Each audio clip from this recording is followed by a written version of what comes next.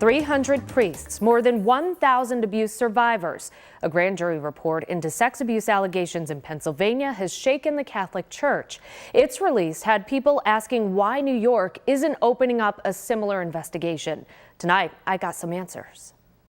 These are wolves in shepherd's clothing. James Faluszczak is one of the witnesses who testified before a Pennsylvania grand jury about being abused by a priest when he was a teen. Sexual abuse by a priest is akin to soul murder. Despite that, he says he felt God calling him to become a priest himself. He served in active ministry for 18 years.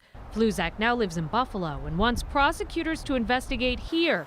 He even thinks the governor should issue an executive order if he has to, forcing prosecutors to investigate.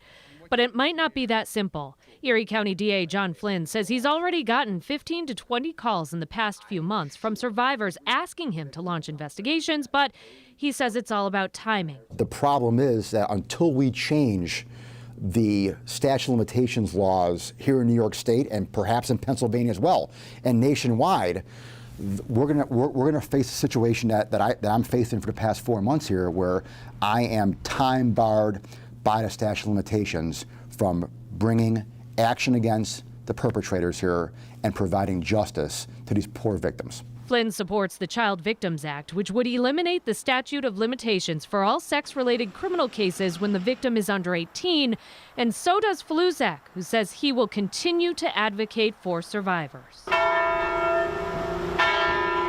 I think victims have a right to sue the church, but I think something even more important is at stake, and that's forcing the process, the legal process of discovery.